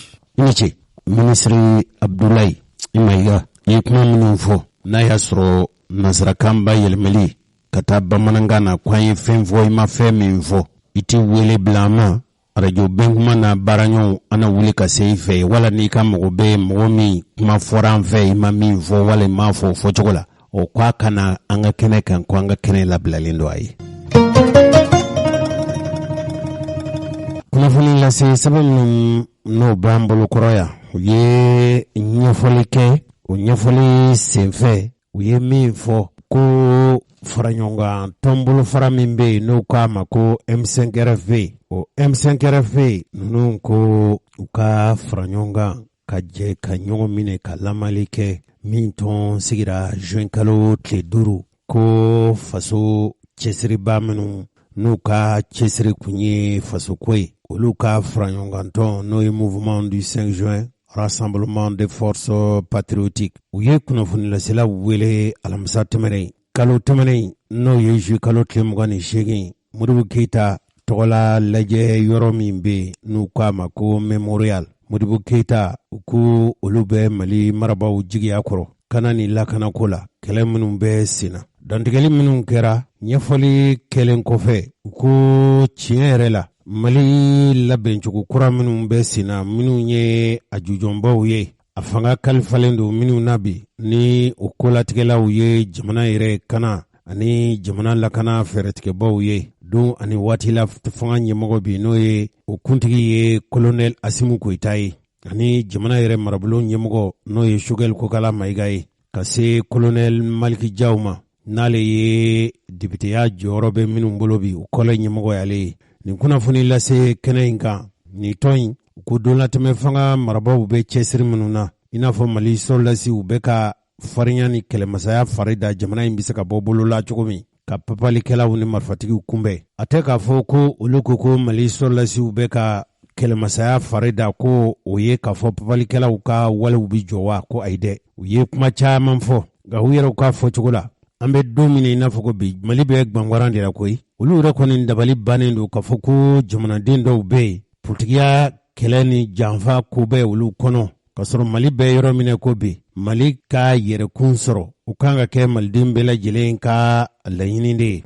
k'a fɔ waati fadenya jugu kɛlɛ minnu bɛ sen na ani janfa jugu minnu bɛ sen na Mali kan ka ɲɔgɔn minɛ de ka ɲɔgɔn sen bila ka ɲɔgɔn bolo minɛ u ye dantigɛli kɛ dantigɛli in kɔni a ɲɛsinnen don politikitɔn de ma minnu yɛrɛ ka laɲini u dabaga o dabaga bi u b'a la ko Choguel Kokala Mayiga k'o ka bɔ jamana marabolo ɲɛmɔgɔya la mɔgɔ minnu tun bɛ yen anw ye sariya dɔw sɔrɔ ka bɔ yen o sariya dɔw an ka dɔw lamɛn o la bani a bɛ min kan ka na ka dɛmɛ don gouvernement na ka dɛmɛ don président Hasimi na ka dɛmɛ don Choguel Kokala Mayiga la donc a yira u la k'a fɔ an bɛ baara min na jamana ko don parce que n'i ye jateminɛ kɛ tile 2 in na maaw bɔra yɔrɔ caman ko parce que ɲɔgɔn ye min kɛra a y'o ɲɔgɔn suyɛnni kɛ a olu ye min kɛ des bandes de voleurs nka donc min bɛ suyɛnni kɛ dɔw kan ka taa kaso la olu ka to u bɛ se ka ɲɛ kɔrɔta ka jamanadenw lajɛ wa. amadu nin tun ye nuhun cogo de ye nka cɛ dɔ bɛ yen cɛ in ale fɛla kumaw bɛ lamɛn kosɛbɛ M5 RFP ɲɛmɔgɔ dɔ don awɔ M5 RFP ɲɛmɔgɔ dɔ don ale yɛrɛ tɔgɔ ye Abdel Kader Mayiga ani dɔ ye barosigi kɛ n'o yɛrɛ ne yɛrɛ dɔgɔnin ye n'o ye Kasim Traoré ye baro in nafa kosɔn an b'a fɛ cɛkɔrɔba ni musokɔrɔbaw aw ka baro in lamɛn nka baro in kɛkun tɛ anw ye k'a fɔ ko an bɛ Choguel de lafasa sabu kuma bɛ mɔgɔ dɔw da ne yɛrɛ Jose Traoré e ye wo ye jamana marabaw u mankutu wali i kɛn bɛ k'i ka kɛnɛ labila olu ye a kɛra i n'a fɔ jamana maa minnu bɛ wuli ka dɔ la cogo min don ani furancɛ fanga bɛ fori ni wasa ye olu ka ko tɛ e ma ten hadamaden i b'i dogo mɔgɔw la i tɛ se k'i dogo dalimasa la i tɛ se k'i dogo i yɛrɛbakun na minnu b'o kuma fɔ i b'a sɔrɔ ka dalilu b'u bolo nka maa bɔ sira o sira fɛ Choguel Kokala Mayiga bilali ka bɔ jamana marabolo ɲɛmɔgɔya la n'a bɛ se ka kɔlɔlɔ lase faso ma ni kɛkun b'a la an ka Abdel Kader Mayiga an angale ka baro sigi lame ani Kasim Traoré baro mi sigi. Bismillah dabali ni fere tikeba. Mi ni ce ka ɲininkali la mais ɲininkali yɛrɛ kan ka kɛ min ye minnu ye ni ɲininkali yɛrɛ kɛ ni laɲini kɛ jɔnw de don o de kan ka kɛ ɲininkali yɛrɛ ye jɔnw de don ADEMA b'a la RPM b'a la yɛlɛma b'a la ani dɔw mais an ye san 30 de kɛ an bɛ ADEMA ka fanga de kɔnɔ san 30 u bɛ yan n'olu tun ka baara ɲɛna est-ce que coup d'état bɛ kɛ bi n'olu tun ka baara ɲɛna est-ce que M5 tun bɛ créer n'olu tun ka baara ɲɛna est-ce que Dr Choguel Kokala Maïga tun bɛ kɛ premier ministre ye a tun tɛ k'a ye donc olu de kan k'u yɛrɛ jalaki fɔlɔ olu de kan k'a dɔn jangoala an ye min kɛ a ma ɲɛ ni mɔgɔ sɔrɔla minnu ko k'u bɛ baara kɛ an k'u dɛmɛ mais o t'olu ta ye Mali politiciens madala ni politiciens kɔni madala ni jamana wɛrɛ politiciens bɛ tan parce que Mali ta an bɛ kɔlɔlɔ min kɔnɔ ni mɔgɔw sɔrɔla min bɛ se k'an ka jamana bɔ bolo la aw ma se ka foyi kɛ fo k'olu jalaki fo k'olu buruja madala ni aw bɛ changement an bɛ Mali kura ko min na madala ni o y'olu ka sira ye u ka kɛwale fana bɛɛ b'o de yira u ka kɛwale bɛɛ b'o de yira parce que premier ministre yɛrɛ bɛ taa fɔlɔ don min na u ye ɲɔgɔn kunbɛn k'a fɔ ko pyramide la k'a fɔ k'olu ma jɛ ni premier ministre ye o kɔfɛ table ronde kɛra u banna ka taa o la assise nationale de la refondation o fana kɛra u banna ka taa o la président de la transition a y'u wele ka kuma u fɛ ka ɲini u fɛ u ka taa u banna mais an ye mun ye don min na a fɔra ko loi électorale taara assemblée conseil national de transition fɛ olu de kɛra mɔgɔ fɔlɔw ye ka bɔ k'a fɔ ko non an ɲɛna kosɛbɛ n'olu ko fɛn min ɲɛna o kɔrɔ ye ko b'an ka jamana ci n'olu ko fɛn min ɲɛna n'u ye tɛgɛrɛ fɔ fɛn min na o kɔrɔ ye ko jugu yɛlɛla na donc anw de kan k'o faamu parce que an tun bɛ ka loi électorale min ɲini o tɛ nin loi in ye organe unique de gestion des élections u ye min fɔ sisan ko autorité indépendante de gestion des élections a ka indépendance ko o banna a ka autorité ko o banna donc loi kelen o kɔni tɛ tuguni mais nin yɔrɔ in na an bɛ président Assimi fo parce que a y'a a dabɔ a kama ka loi promulguer parce que ale b'a dɔn o de nafa tun ka bon maliyɛnw kan an y'o faamu an y'a kun ni ala sɔnna fana peut-être que faleni bɛ se ka kɛ loi in na taalen ɲɛfɛ an y'o faamu mais politicien minnu b'a fɔ ko premier ministre ka taa ko parce que premier ministre kan ka kɛ neutre ye ne bɛ n yɛrɛ ɲininka est-ce que Mali bɛ yɔrɔ min na bi mɔgɔ bɛ se k'a fɔ ko ayi ne bɛ camancɛ la ne tɛ kini bolo fɛ ne tɛ numan bolo fɛ Mali ko Mali baara ko Mali kura ko la Mali joli ko la maliyɛn ɲɛnama bɛ se k'o fɔ Mokhtar Wane min taara a tun tɛ parti politique foyi la n'a fɔra ko parce que Choguel est politique o de kama u bɛ fɛ a ka taa mais Mokhtar Wane tun tɛ politique la a tun tɛ parti politique la munna a ma ɲɛ a bolo dɔw yɛrɛ bɛ taa k'a fɔ ko hali fɛn minnu ɲɛna gouvernement la ni ministre de la défense do bien ni économie fanfɛla do ou bien ni fan wɛrɛ do o b'a fɔ non olu de y'o baara kɛ o tɛ Choguel ka bilan ye k'a sɔrɔ Choguel de ye premier ministre ye o fana ye juguya ye juguya foyi tɛ tɛmɛ o kan parce que c'est ale de ye gouvernement ɲɛmɔgɔ fɔlɔ ye n'i y'a ye montée en puissance nin kɛra an ka armée sera ka minɛn ɲɛnamaw san ka fɛn caman san ka baara kɛ o bɛɛ ye hakilina de ye o munna a ma kɛ sani ale ka na munna a ma kɛ sani a ka na an kan k'an yɛrɛ ɲininka o de la ale de ko fo ka dɔ de bɔ gouvernement ka musakaw la ka économie kɛ an ka se ka fɛɛrɛ kɛ ka minɛnw san donc a kan ka fɔ o la mais ni politicien ni parti ninnu olu tɛ fɛ ka nin ye u tɛ fɛ ka nin mɛn u tɛ fɛ k'a faamu parce que olu ta ye u kɔnɔbara de ye olu ka kɛlɛ bɛɛ ye jɔyɔrɔko de ye parce que ni gouvernement tɛ ni pouvoir tɛ u yɛrɛ ka partiw tɛ fɛn se ka foyi ɲɛnabɔ u yɛrɛ tɛ se ka foyi ɲɛnabɔ u yɛrɛ ye. I bɛ fɛ k'a fɔ u bɛ balo fanga de la. Exactement Kasim olu bɛ balo fanga de la u ka parti yɛrɛ bɛ balo fanga de la o de kama nin waati minnu tɛmɛna u ye kɛlɛ suguya bɛɛ de kɛ ko musaka minnu tun kan ka di parti politiques ma ko fo k'o sara jagoya an bɛ se ka an to embargo kɔnɔ k'an to nin gɛlɛyaba in kɔnɔ ka taa an ka wari cɛ ka taa fili i ye wari min ta miliyari de bɛ di RPM ma u ka hakɛ tɛ a Kader u ka hakɛ min don bi jɔyɔrɔ foyi t'a la jamana jɔliko la jɔyɔrɔ foyi t'a la parce que élection wo politique wo parti wo a bɛɛ kan ka na lakana de kɔfɛ ni lakana bɔra yen k'a ɲini services sociaux de base kalanw sow gouvernement ka lasigidenw dɔgɔtɔrɔsow ani ɲɔgɔn caman olu ka segin ani jugew yɛrɛ olu ka se ka sigi u ka circonscription na ka u ka baara kɛ ka ɲɛ o bɛɛ de kɔfɛ mɔgɔ bɛ sɔrɔ ka n'i jɔ k'i bɛ politique ko ni élection ko kumaw fɔ donc minnu ye nin laɲini kɛ u b'a yira an na fana k'a fɔ ko fɛn dɔ bɛ yen u m'a faamu ka da mun kan olu hakili la bi n'olu ko Choguel ka bɔ yen o de da ka d'u la mais ne bɛ nin fɔ diɲɛ maaw ɲɛna bi in na ni Choguel bɔra yen n'a y'a présenté élection présidentielle la ni ala sɔnna premier tour la a bɛ passer u dun tɛ min dɔn colonel Assimi Goïta, il est 10 000 fois plus gentil avec eux aujourd'hui que si le docteur Choguel devient premier président. Ou ko famu. Ou ba djuya kata se yoro dola, mais a kololo ou yoro betla ka biya kono. Nous mon famu ou ko famu. Et puis aute se ka wili ka foko premier ministre kataga ko parce que aw be fe ka chance soro kata élection na. Au koro ni fangate aw bolo dron et aw se kata élection na. An bɛ fɛ k'o de kɛlɛ. Mais est-ce que jɔ t'u bolo parce que premier ministre de bɛ élection ko bɛ kunna o. Ale de bɛ kan ka élection labɛn et puis ale bɛ fanga la ale ka tila ka fɔ a ka mɔgɔw ɲɛna k'u k'u labɛn. Est-ce que premier ministre ma fan dɔ ta ka tɛmɛ fan dɔ ka politique ko la. Kasim i ni ce i ka ɲininkali la mais premier ministre tɛ se ka sigi a m'o kɛ o. N ko premier ministre de ye an ka sɔrdasiw an ka colonel 5 n k'ale de y'u ka aile politique ɲɛmaa ye. Ni bi aile politique bɛ an ka sɔrdasiw la. Mais a tɛ se ka kɛ fɛn wɛrɛ ye M5 kɔ anw de ta wulila ka bɔ ka bin anw de sara anw de joginna ko fo Mali kura ka sigi an balimakɛ sɔrdasiw faralan kan ka an ka baara laban ka fanga minɛ n'a kunkolo bolo a senw bɛ anw bolo ko an bɛ taa mɔgɔ wɛrɛ wele ka na ko ka na bɔsɔ wa non anw de b'an ka baara kɛ fo k'a laban fo ka Mali kura in sigi jagoya parce que nin yɔrɔ in na tu vois politiciens b'a fɔ ni élection nana non premier ministre ka taa mais n'a fɔra ko gouvernement ye baara ɲuman kɛ non u b'a fɔ non o tɛ premier ministre ka baara ye mɔgɔ wɛrɛ de ye baara ɲuman in kɛ o tɛ se ka faamu o cɛ kelen min y'a to montée en puissance kɛra min y'a to bi an hakili sigilen don min y'a to embargo in kɔnɔ mɔgɔw sera ka sara maliyɛnw caman sera ka kɛ min y'a to u ma degun santi kosɛbɛ o cɛ kelen u bɛ fɛ o de ka taa o cɛ kelen bi na il faut que u k'a dɔn ka fɔ ko a y'a jɔyɔrɔ fin a ye min kɛ premier ministre caman bɛ yen i b'u fara ɲɔgɔn kan u ye baara min kɛ ale ye min kɛ san kelen kɔnɔ a b'u bɛɛ ɲɛ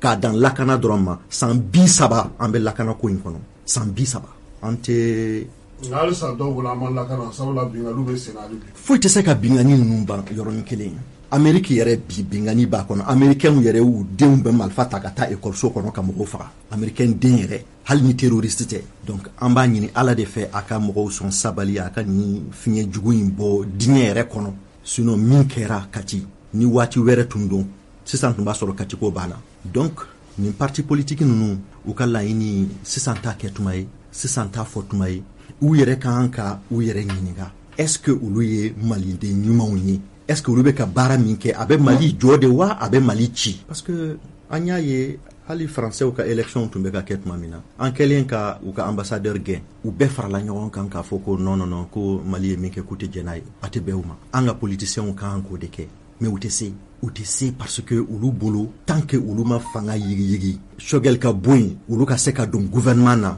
ou bien Assimi yɛrɛ ka siran a k'ulu wele parce que ko in laban bɛɛ ye Assimi de ye u bɛ Assimi de kɔ u b'a dɔn u tɛ se ka s'a ma tant que Choguel bɛ yan parce que l'aile politique dure du M5 an bɛ yan foyi ma bɔ a la donc o de kama ni Choguel ko ale bɛ mɔgɔw wele u ka fara ɲɔgɔn kan les forces du changement mais a ma kuma jugu fɔ n'a m'o fɔ a bɛ mun fɔ c'est un politicien il a été appelé aussi parce qu'il est politicien il a été appelé parce que ale de bɛ M5 ɲɛma a welela o de kama a ka n'a ka jɔyɔrɔ fin politique kunda parce que président ale ye stratégie de ye ale ye force spéciale de ye donc olu bɛ min dɔn o ye kɛlɛ n'a a kunbɛ cogo ye mais o ye militaire kunda mais an ka force spéciale o ye docteur Choguel Kokala Maïga ye ale fana b'a dɔn politiquement min ka kan ka kɛ min man kan ka kɛ ninnu bɛ k'a kɛlɛ bi parce que u bɛ fɛ u ka fɛn dɔ sɔrɔ u bɛ min bila u kun sinon k'a fɔ ko élection ko o dɔrɔn tɛ ni y'u bɛɛ lajɛ a ka dɔgɔ u la maa min ye baara kɛ a yɛrɛ halala la ka kɛ fɛn ye Mali kɔnɔ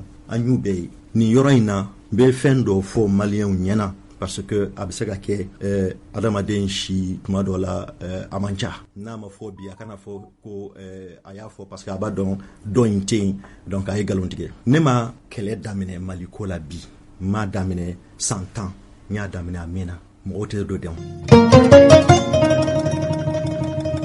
An balimaw aw b'a dɔn k'a fɔ waati min na Ibrahim Boubacar Keïta fanga in tuɲɛna ale bolo maliden dɔw farala ɲɔgɔn kan ko ka fanga in minɛcogo caaman tun fɔra. Dɔw ko ka jamanakuntigi wele k'a kuma ɲɔgɔnya k'a ɲini a fɛ a ka fanga in bila. Dɔw y'a jira k'a fɔ n'o kɛra maa min b'a kuma bɔ a da ko jamanakuntigi ka fɛɛrɛ ni dabali tigɛbaw n'a o tigi do bɛrɛ la. Ibrahim Boubacar Keita ale ye Mali mara san 7 hali n'a y'a sɔrɔ sartika ni bɛnkan min tun dira o tun ye san 10 de ye, nka ka kɛɲɛ jamana yɛrɛ mara ani jamana marabaw taabolo o kɛra ko ye min ma bɛn malidenw ma. Wulikajɔ kɛra ka se ka fanga in bɔjɔ. O fanga in a bɛ bɔjɔ ni daluya min ni taabolo min ye. Kulu de dilanna Mali kɔnɔ, kulu min n'u k'a ma ko M5 RFP. Mouvement du 5 juin o sɔrɔla bɔli dɔ senfɛ. O bɔli min kɛra juin kalo tile 5. Laɲini wɛrɛ tun tɛ bɔli kɛbaaw la ko min ye jamanakuntigi Elhaji Ibrahim Boubacar Keita n'ale fatura bi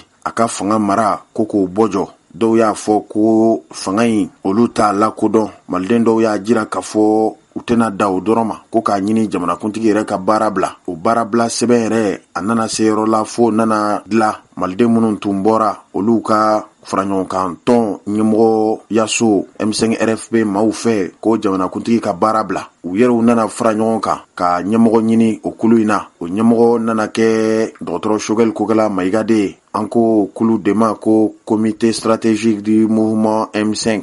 Kabini o kulu de sigira fanga baronen kɔfɛ sɔrɔdasi marifatigiw fɛ olu fana tun ye kulu ye n'an ko a ma ko comité national pour le salut du peuple CNSP. Fanga in paruna waati min na maliden caman nisɔndiyara, nka o kɔfɛ kulu min yɛrɛ kɛra sabu ye ka malidenw labɔ o M5 RFP a bɛ komi a ma kangaranw bɛɛ lajɛlen bɔra. Olu kɔni y'a jira k'a fɔ u ni dɔgɔtɔrɔ Choguel Kokala Maïga tɛna se ka baara kɛ ɲɔgɔn fɛ bilen. O de senfɛ u yɛrɛw y'a jira k'a fɔ dɔgɔtɔrɔ Choguel Kokala Maïga gɛnna ka bɔ comité stratégique ɲɛmɔgɔya la. Nin maa ninnu jamana maabaw do i n'a fɔ Madame Si Kayatou Sow, i n'a fɔ Mohamed Ali Bachili, fo ka se Modibo Sidibe ma, Koninba Sidibe, Cheikh Umar Sissogo ani Ousmane Doumbia n'a ɲɔgɔnnaw. Ni a y'a sɔrɔ ma tun bɛ M5 RFP a ka kekuya kuluba kɔnɔ k'a la ɲɛnamaya, o tun ye ni maaw de ye. Ninnu y'a jira k'a fɔ M5 RFP ko ni maaw bɛ fɛ k'a lakodɔn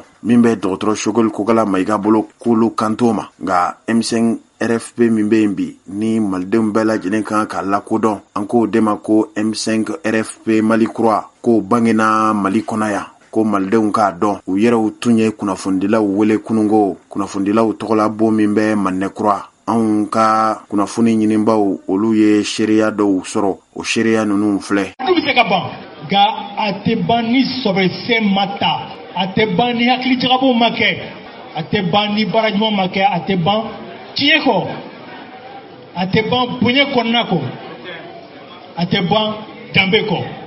O bɛɛ de bɛ a ka tunana bibi na. Ala barika la anw bɛ fɛ ka na n'o olu de ye. Donc an tɛ farafarali kɛnɛ kan, an k'o kuma dabila pewu. Nin ye Modibo Sidibe ye, Faranga wuli ɲɛmɔgɔba don. Dama an ka foli b'aw bɛɛ lajɛlen. Aw nana ka na comité stratégique M5 Mali Kura ka kuma lamɛn, a bɛnna ma diyara n ye. Ne ka kuma tɛ janja parce que n jɛɲɔgɔnw ye camanba fɔ a la, mais an k'a faamuya k'a fɔ an bɛ dingɛ min kɔnɔ n'an ma fara ɲɔgɔn kan, n k'o yɔrɔ fɔ tubabukan na tuguni, un Mali rassemblé, o de b'a to an bɛ se ka bɔ nin kɔnɔna na. A kana dogo mɔgɔ si la k'a ka nɔgɔ gɛlɛyaba b'a kɔnɔ. A kana dogo mɔgɔ si la ko san kelen ko don san fila ko don. Lakana ta fan fɛ an b'an ka finitigilakaw fo. Baara minnu kɛra o kɔnɔna la, minɛn minnu sanna, dɔ kɛra, ka dɔ bɛɛ bɛ hali bi ka kɛ. O kumana an k'a lajɛ an bɛ fara ɲɔgɔn kan cogoya min na, an n'u bɛɛ lajɛlen ka se ka baara kɛ, lakana ka se ka sabati. Mɔgɔ min ye kuma fɔ ko n tɔgɔman don dɛ, jaabi tɛ, n k'o jaabi. Ko n'a sɔrɔ an ma kuma chronogramme kan, an ma kuma insécurité kan, an ma kuma la nouvelle constitution kan, a ka dɔn k'a fɔ don n'a nataw la comité stratégique M5 Mali Kura a na hakilina di o la. Bi da ye mun ye ka aula donia ka fotoni sigira direction ni sigira asigira kun mankan munde nananaye namba fe malika donse kurata o donse kura no de tume M5 aklinala ni kelekero de kama o kana tien parce que na tora ka malika occasion tien alaba na antesera sorode donc là en be fi jigabo ke kala je ko be ta islam nu fe parce que fen chama kera marakunala olu manye u chemanye u te M5 aklinai donc fanka la je ka barak ko be falin chuamna donc c'est pour avec ta chuamna avec dabne kam ni sisani malikura tede malikura be ka 5 ans kata donc ndete ka mais mala ka o fou dans tes foulimna ka yin ka do ka fait il faut le dire c'est collectivement que nous allons sortir de cette situation grave et complexe. En fait bora ou ka so ka se bi comme ni anga mo ko robaw nous maras jot premier ministre ou anchela ministre ko bebe anchela ka fo ko dobe antna to folike ou wolela ka fu nyana ku ka ke ministre ye u ya fu nyana vraiment olu fleur mi aya di mogorema wa ay ministère mi proposé à ministère ni a jatemne mécanisme bébé sur place pour pouvoir gérer ce système là. C'était un ministère contre la corruption. Donc anchela ko ma ko vraiment ko blakunte ko kleibe ko ekele kaskabe CGSPB ko lube se ka organiser pour que lutte contre la fraude au keleb se ka ke chogomina jamana kono corruption se ka kele chogomina jamana kono. Donc ni place godo atigi ba amne avec un ministre en demsenu ni ya ye nous ne confiance ta ga dango kanimbe keleke depuis 5 mois ame kumala comité stratégique konnala anga yelema kata premier ministre ve on wera demsen dama ay nutoy kata yala ministre sabat ngona fe afunyana M5 comité stratégique abolo anga président ay kuma fe ko ayra be ka jegena kuma be décision beta foite na fanyana au sein du comité stratégique. On a pris notre courage pour les rencontrer. Fois où il y en a foyer, on est disponible pour aller l'écouter et lui dire le chemin à suivre. La rectification, des actes de la rectification, à clé ma foi depuis du 24 au 25 mai, pendant que Bindo Miame Kati, Koboy, Kakla Kanaga Wole, Angakuma, Akabekanyana, Anisurasu, Ango Atabolo Mai, Angana Surasu. Nous ne devons pas tomber dans le populisme. Mais toujours, la question c'est fait exprès pour amener la question, amener la chose à une question de personne. On a dit, il est Premier ministre, nous, il peut rester Premier ministre, on est prêt à le défendre. Pour aller défendre Shogel et le Premier ministre au nom du M5, telle est la chômage nous débat au camp. Ni maître Mohamed Ali Bachili. Mais mon frère Nironika ko Placico. Ah, mais Placi dirane maderne de compter ta condition belante do akono. Placico te ça. Be Placico de fort parce que munumbu blaka ni fort. Ulu yerebe Placico kele de la. Antola ame maniko de. Donc Placico kmain abe munun dade kambola de ulu de bola ulu be munabunya na mbo de la antola.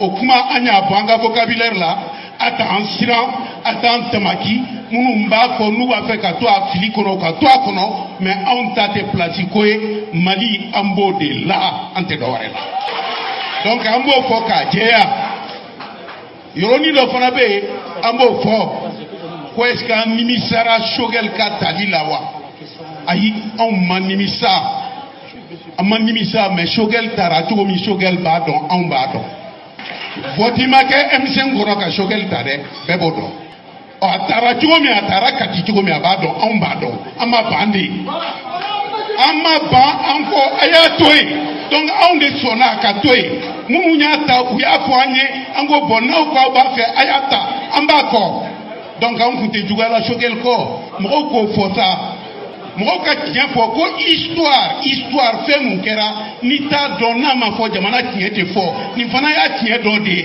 on tiena na ye uya ta genti ata akuma bora genti de da anko an sona Mais donc, on va faire comme on a quand on attaque à Nimisa. On va Nimisa. Au contraire, on va faire un mot qu'elle est à la ta. On va d'accord. Au héros d'oeil. On va flâner. Donc, on va faire chogel de la gestion. Chogel te messira de dénoncer wa. Un mot de qu'elle est là. Ou bien on va assimiler qu'elle est là. Moi, il y a une question fort. Atibe ka chogel ire kumakan do de fo. Puisque ante asimi kumakan me, chogel de ko na le mun fo ko asimi yo de fo. Chogel de côté de na le mun fo asimi yo de fo. Asimi nou ma fo nye ni ne mun fo chogel be yo de fo. Est-ce que chogel yo mun fo on me yingali ko ye de wa. Ale be mun fo la ko asimi hakili do. Est-ce que asimi hakili yo de wa? Est-ce que asimi hakili de Koka jamana de un fara ka bo nyona wa. Est-ce que asimi akili de ko te tise ka fo mali kono ni ko femu kono te shogel na hakili na o ta hakili na kono o ta te mesira kono ke mali de ndugu yewa otman ni anko ante shogel akili na ka hak te mesira kono asimi fona ba fo kanye mali de ndugu yewa na nya do domi ko ye asimi akili amba fo wa ante asimi ko amba dénoncer. Mais à ma foi, on est folodé. Donc, on a chogel kumaka asimita, ko ket nyela asimi re kumaka nye. Akada on est bien asimika do fanye sana no famu. Mamu ite kuma jamana ba kalifale mbila, risque bala parce que kuma be fo ki a fo peut-être il m'a fo. Kuma do be fo ki il m'a dit ka fo peut-être il a fo. Allez te kuma là. Donc, kuma bali ka kuma do da ka fo akagelene. Asimine batili ko kuma sa amago bila kuma anga do ye munye e rebe yoromi na transition ngono boyka fo ki transition nyamo amba fe ki ka position exacte anga bo comité stratégique mali koroka kuma kono asimika abana merci nenye konimba sidibe modek nyamogodo meta kurnyan kelen dron fo kan nyoro dafa ka kuma do Ousmane ma alisa ko yala anga kuma koro ire ka asimi kele wa ka shogel kele ante ka mogo shikele o fora ayo famu me batile me fosa me da kunen kele fara ko we munye premier ministre mana fango fa ko asimi de afo me anya munye asimi ko do ke munye shogel kuma kana ke wale soso otmo be o kawa logements sociaux asimi de mo to do ala wa nyaro makede ama fo ka ke to ma ko sigi kaka ka wa opma ama shogel ka bara soso wa ai wa ne na fo ke e nye ko ko asimi de abeke o kele market nye ide me flana fo ka daoga flana e munye loi électorale afora ko bengano ayo fo amo fo de CNT yalama douala akoka te promulgué amo fawa asimi bo promulgué wa ama bono daka wa ay shogel soso wa ama soso ama dira ka foku mabe kobe ka wa ko shogel be ka fencha manga mabe miga wa donc aw kana propagande la main ka fo fengo femborande da ni asime benga no tiye kuma te awni chani baraji Ousmane kuma bibolo.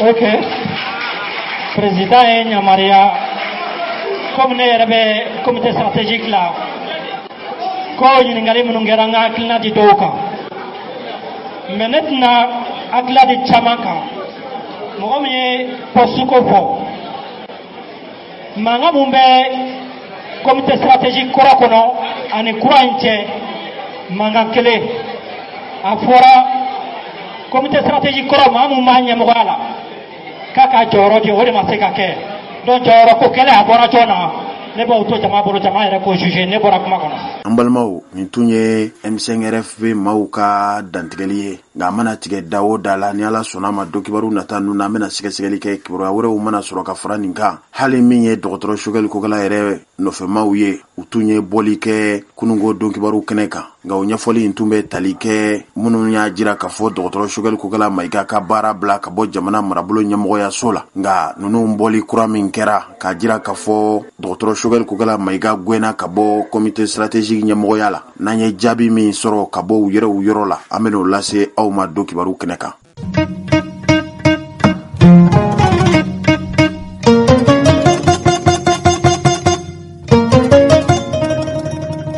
Jazakallahu khaira ma Allah kausarani khairai Jazakallahu khaira Allah kaum besarani khairai